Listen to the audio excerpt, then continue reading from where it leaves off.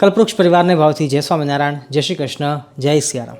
ભક્તો, વ્રત અને ઉપવાસના દિવસોની અંદર ફરાળી વસ્તુઓ અનેક બનતી હોય છે અને આપણા ગુજરાતી લોકોના ઘરની અંદર પણ અનેક પ્રકારની વાનગીઓ બનાવાતી હોય છે.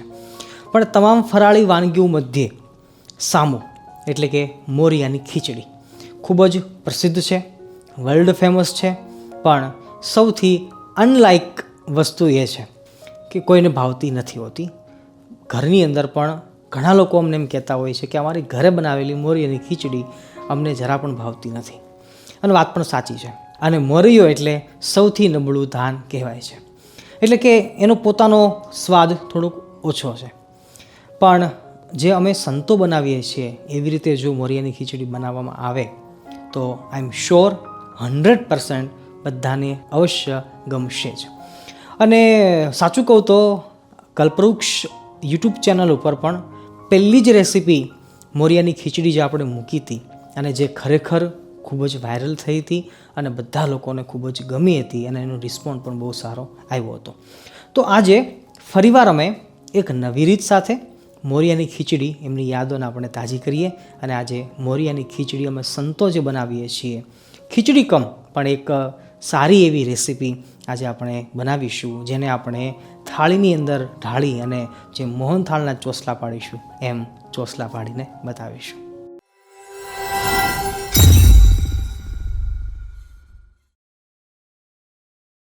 ભક્તો, બહુ ઓછી વસ્તુઓનો ઉપયોગ કરીને આજે મોરિયાની ખીચડી બનાવી છે, પણ એમાં શાકભાજી આપણે વધારે રાખવાના છે. જેમાં આજે આપણે બટાકાનો ઉપયોગ કરીએ છીએ, 3 ટામેટા ઉપયોગ કરવાના છીએ, કોથમીર ઉપયોગ કરવાના છીએ ગાર્નિશિંગ માટે. એ ઉપરાંત લીલા મરચાંનો ઉપયોગ કરવાના છીએ. કોબી અમારી પાસે સમારેલી પડી છે એટલા માટે અમે આજે ઉપયોગ કરવાના છીએ. તમારી પાસે હોય તો અવશ્ય નાખજો, એનો ટેસ્ટ બહુ સારો આવશે. ન હોય તો કોઈ વાંધો નથી. એ ઉપરાંત અમે 500 ગ્રામની પણ 400 ગ્રામ મોરિયો લીધો છે, જેમાં મિનિમમ 4 થી 5 વ્યક્તિને ભોજન થઈ જશે. એ ઉપરાંત મસાલાની અંદર તેલનો ઉપયોગ કરવાના છીએ અને સાથે લાલ મરચાં અને રાઈ અને જીરું. જો તમે ઉપવાસમાં કે વ્રતમાં રાઈ ન ખાતા હો તો એને સ્કીપ કરજો. આદુ પણ ન ખાતા હો તો એને પણ સ્કીપ કરજો અને ગરમ મસાલાને તો અવશ્ય સ્કીપ કરજો. એ ઉપરાંત તલનો ઉપયોગ અમે કરવાના છીએ. ઘણીવાર એવું બનતું હોય છે કે મોરિયાની ખીચડી એવું બોલીએ ને, લોકોને એમ જ લાગે કે આપણે કુકરમાં જ બનાવવાની હોય ને એકદમ એને ખીચડીની જેમ રાળ કરી નાખવાની હોય, એકદમ બાફી નાખવાની હોય. પણ એવું નથી. ખુલ્લી ઓપન કડાઈની અંદર આ મોરિયાની ખીચડી સારી બનતી હોય છે, ખુલ્લી બનતી હોય છે. હું તમને ઇનશોર્ટમાં કહું ને તો રવો બનાવ્યો છે ક્યારે, અથવા તો ઉપમા બનાવ્યો છે? બસ આ ફરાળી ઉપમા છે. અને રવામાંથી એટલે કે સૂજીમાંથી આપણે ઉપમા બનાવતા હોઈએ છીએ. તો એવી જ રીતે આજે આ ફરાળી મોરિયાની ખીચડી ઉપમા સ્ટાઇલમાં આપણે બનાવવાની છે. 3 મોટી ચમચી આપણે તેલનો ઉપયોગ કરી રહ્યા છીએ. આજે આપણું તેલ ગરમ થાય ત્યાં સુધીમાં એક વાત જોઈ લઈએ કે મોરિયાની ખીચડી પણ અલગ અલગ રીતે અનેક રીતે બનતી હોય છે. જેમાં લોકો કોઈ દહીં નાખીને બનાવતા હોય, કોઈ છાશ નાખીને બનાવતા હોય, કોઈ અમસ્તી બાફીને બનાવતા હોય અને કોઈ પાણી નાખીને બનાવતા હોય.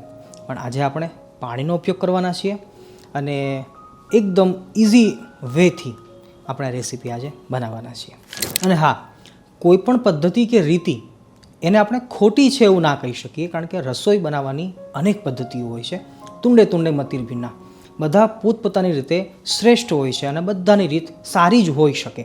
જો એન્ડ ઓફ ધ ડે રસોઈ બનાવ્યા પછી જો એ રસોઈ સ્વાદિષ્ટ હોય તો આપણે કોઈ પણ પદ્ધતિને એક્સેપ્ટ કરી શકીએ છીએ.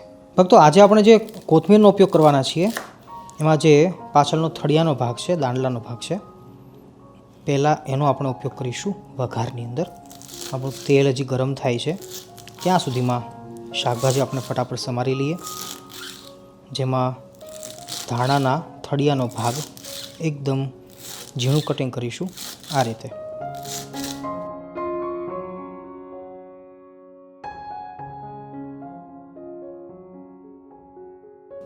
જેવી રીતે ધાણા કાપ્યા છે એ જ રીતે આપણે મરચાંને સમારી લેવાના છે.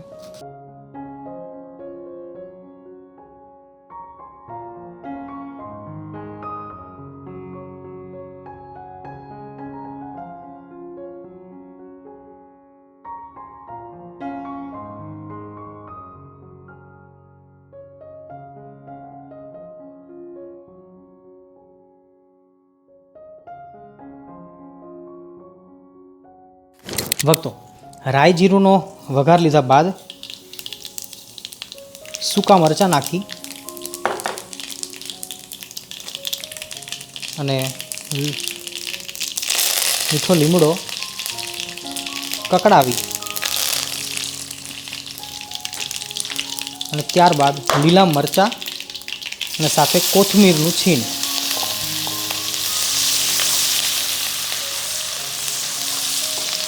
મેં પહેલાં કહ્યું હતું કે કોથમીરની જે દાંડીઓ આપણે કાઢી હતી એનું જે ઝીણું કટિંગ કર્યું હતું એ વઘારમાં આપણે નાખવાનું છે.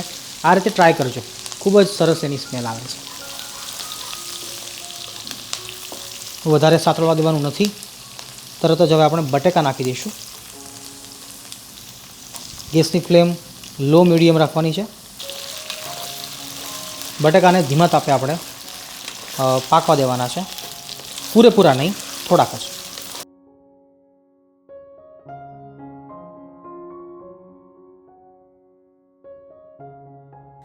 ફક્ત એકાદ મિનિટ સુધી બટેકાને સ્ટર કર્યા બાદ અમારી પાસે કોબીજ છે અને એ પણ ઝીણું કટિંગ કરેલું છે. કોબીજને કેવી રીતે કટિંગ કરવું ને એ બી એક કળા છે.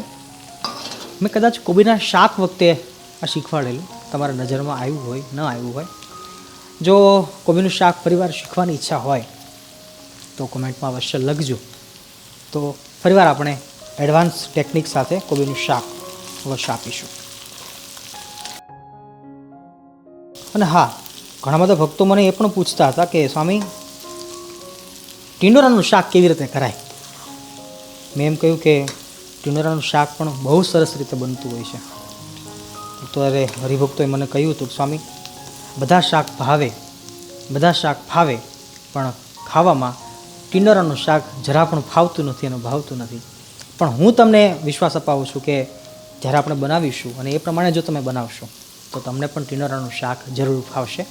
જો ટીંડોરાનું શાક વહેલી તકે ખાવાની ઈચ્છા હોય, શીખવાની ઈચ્છા હોય તો કમેન્ટમાં અવશ્ય જણાવજો.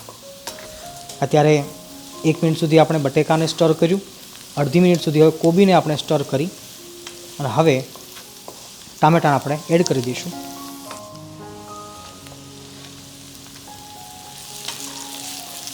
આ બધું જ શાકભાજી ધીમા તાપે ચડી રહ્યું છે, પાકી રહ્યું છે. ત્યાં સુધીમાં હવે આપણે મોરૈયાને 3 વાર ચોખ્ખા પાણીથી ધોવાનો છે. જો ભૂલશો નહીં, મોરૈયો ખૂબ જ મેલો હોય છે, એટલે કે ધૂળ હોય, રચકણો હોય. તો સારી રીતે એકવાર એને પહેલાં જોઈ લેવો કે જેની અંદર જીવાત ન હોય, ઈયળો આદિક ના હોય. અને એ પછી 3 વાર પાણીથી ધોઈ નાખશું તો મોરૈયો એકદમ ચોખ્ખો થઈ જશે, ક્લીન થઈ જશે. ભક્તો, આપણા તમામ શાકભાજી હાફ કૂક થઈ ગયા છે, અડધા પાકી ગયા છે, જેની અંદર આપણે હવે મોરૈયો એડ કરવાનો છે. અને જેટલો મોરૈયો આપણે લીધો હતો એના 3 ગણું પાણી વધારે આપણે અંદર નાખવાનું છે. ફરીવાર સરવાળો બાદબાકી સમજજો. જેટલો મોરૈયો લીધો છે, અમે 400 ગ્રામ મોરૈયો લીધો છે, તો તમારે એનું 3 ગણું પાણી નાખવાનું. કટોરો આપણે વાટકો જે ભર્યો હોય છે એનું 3 ગણું પાણી નાખીએ તો પણ ચાલે છે. આ પરફેક્ટ માપ છે. હવે આટલું પાણી નાખીને આપણે જો બંધ કરી દઈએ અને પછી સ્ટોપ કરી દઈએ તો પણ પાકી જતું હોય છે. છતાં થોડું ઘણું આગું પાછું લાગે, ગેસની ફ્લેમ આપણી ધીમી કે જાડી રહે અને એમાં કદાચ ફેરફાર લાગે તો પાછળથી પાણી જરૂર પડે તો ઉપયોગ કરવાનો. બાકી 3 ગણું પાણી નાખી મોરૈયો પરફેક્ટ કૂક થઈ જાય છે. 3 વાર ધોયેલો મોરૈયો હવે આપણે આ હાફ કૂક શાકભાજીની અંદર નાખી દીધું છે.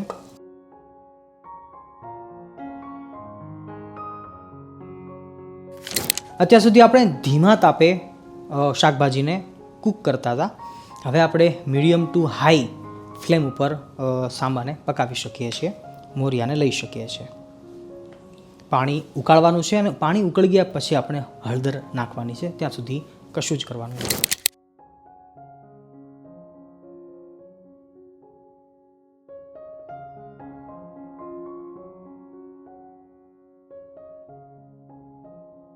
ભક્તો, આવી રીતે મોરિયાનું પાણી ઉકળી જાય એટલે મીઠું, નમક નાખી દેવું સ્વાદ અનુસાર. અમે હાલ 2 ટેબલ સ્પૂન નમક નાખીએ છીએ, તમે સ્વાદ અનુસાર નાખજો. વ્રતમાં જો કોઈ સેંધા નમક એટલે કે કાળું મીઠું ખાતા હો તો એ પણ નાખી શકીએ છીએ. અમે હાલ સફેદ મીઠું નાખીએ છીએ. અને હવે આ સ્ટેજ ઉપર આપણે હળદર નાખવાની છે. હળદર નાખવાની અલગ અલગ પદ્ધતિ હોય છે. પાણીની અંદર ઘોળીને પણ નખાતી હોય છે અને ઉપરથી નાખી દઈએ તો પણ ખાસ કરીને ગોળી ના વળે એનું ધ્યાન રાખવાનું છે.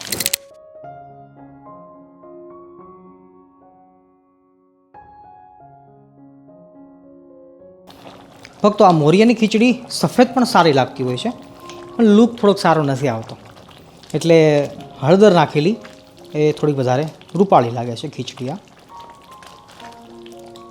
પણ જો તમે વ્રત ઉપવાસમાં હળદર ન ખાતા હો તો મહેરબાની કરીને સ્કીપ કરશો. ભક્તો, તમે જોઈ રહ્યા છો કે આ મોરિયો હવે ઘટ્ટ થઈ ગયો છે, પાણી ઓલમોસ્ટ શોષાઈ ગયું છે. તો આ સ્ટેજ ઉપર હવે આપણે ગેસની ફ્લેમ ફરીવાર પાછી ધીમી કરી નાખવાની છે. આ છેલ્લી 5 મિનિટનો જે ટાઈમ છે એ ટાઈમને આપણે સાચવી લેવાનો છે અને ગેસની ફ્લેમ ધીમી કરી નાખવાની છે. ધીમા તાપે આ મોરિયાની ખીચડીને હવે આપણે પકાવવાની છે.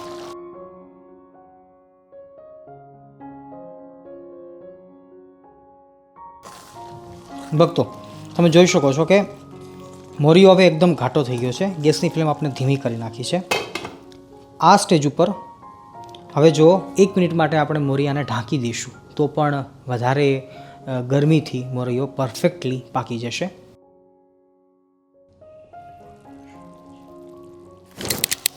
ભક્તો, છેલ્લી ક્ષણો આપણા મોરિયાની ખીચડીની ગણાઈ રહી છે. જો આટલો ઘાટો થાય મતલબ બધું પાણી ચૂસાઈ ગયું છે. આપણે ઉપરથી પાણી એડ કરવાની જરૂર પડી નથી. અને મોરિયાને ચેક કરવા માટે તમે જોઈ શકો કે આવી રીતે દબાવીને જોઈ લી દાણો તો પણ આપણને ખબર પડી જાય છે. શાકભાજીથી સબર, ખૂબ જ હેલ્ધી અને ખૂબ જ સાત્વિક એવો મોરિયો ઓલમોસ્ટ તૈયાર છે. બસ ઉપરથી હવે લીંબુ નાખીશું. થોડીક સ્વાદ અનુસાર ગળપણ માટે અમે ખાંડ નાખીએ છીએ, તમે ગોળ પણ નાખી શકો છો.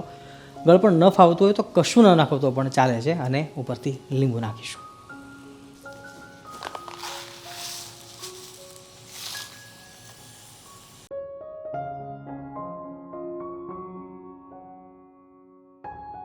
ભક્તો, દળેલું જીરું હવે ઉપરથી સ્વાદ અનુસાર નાખી ગેસની ફ્લેમને બંધ કરી દઈશું અને સારી રીતે એકવાર ચલાવી લઈએ, કારણ કે આપણે ખાંડ નાખી છે અને ઉપરથી લીંબુનો રસ નાખ્યો છે. તો સારી રીતે એકવાર ચલાવી લઈ અને 1 મિનિટ માટે આપણે એને પડ્યું રહેવા દઈશું, પછી ચલાવવાની જરૂર નથી. અને હવે 1 મિનિટ રેસ્ટ બાદ આપણે એમને થાળીની અંદર ઢાળી લેવાનું છે. અને હા ભક્તો, છેલ્લે હવે આપણે ઢાંકીશું નહીં. અને જ્યારે આપણે 1 મિનિટનો રેસ્ટ આપીએ છીએ ત્યારે ઢાંકીશું તો વરાળનું પાણી પાછું અંદર પડશે અને એનાથી પાછો આપણો મોરિયો ઢીલો થઈ જશે. પણ આ સ્ટેજ ઉપર હવે વરાળ જેટલી બહાર નીકળી જશે એટલું વેલ એન્ડ ગુડ છે. તો કશા જ ડિસ્ટર્બન્સ વગર એમને આપણે ઠંડો થવા દઈશું. 1 મિનિટનો રેસ્ટ આપીને થાળીમાં આપણે ઢાળી લઈશું.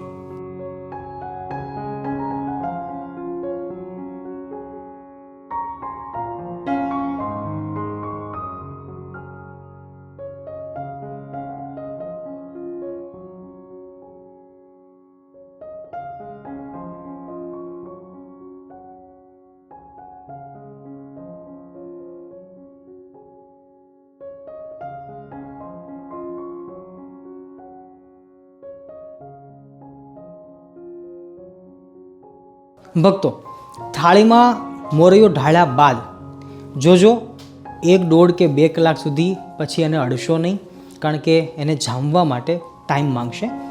અને એ દરમિયાન બસ એમને ઢાળીને રાખી મૂકવાનો છે.